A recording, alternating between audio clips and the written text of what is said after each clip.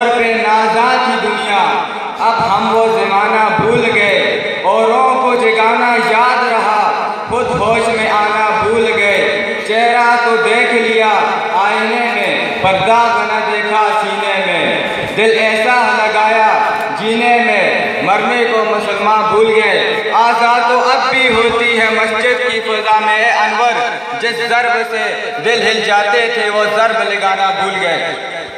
किसरा का दरबार लगा हुआ था, वो ताज पर मतकबराना लब और लहजे में बैठे आरती दुनियावी शान और शौकत में मतगरक है। कितने में एक अजनबी शख्स फटे पुराने कपड़े इंतहाई नस्ता हाल गरे दरबार पहुंचता है। दरबार से अंदर जाने से रोकते हैं। इस रात को वो बताता है कि अपने बादशाह से कह दो कि मोहम्मद अरबी का गुलाम आया है, फरिश्तों का इमाम आया है, हक का पैगाम आया है। हाँ हाँ, कुफर के लिए शमशीर बेनाम आया है। दरबार जो ही इसका बताते हैं, नाम मोहम्मद का जिक्र ज़बान पर लाते हैं, बादशाह का रंग फक हो जाता है और इंतहाई शशोपन में कहता है कि आने दो।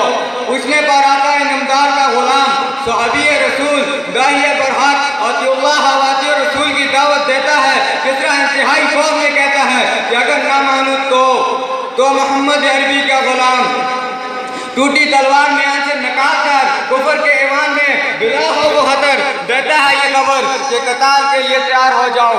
फिर दरबार में खड़े सारे सिपाही, छाई होती है जन पर जहलत की स्याही। तलवारें सौंप देते हैं, बचाने रोक लेता है और कहता है कि हम कुछ नहीं कर सकते। ये मोहम्मद अरबी का गुलाम है, ये मौत से डरा नहीं करते, ये मौत से मरा नहीं करते। हज़रात ग्रामी, एक वो दौर था कि मुसलमान कुफर के ईमानों में कुफर को ललकारता था और कैसरो किसरा की अजीम सल्तनतें इन मुट्ठीबाज नौजवानों से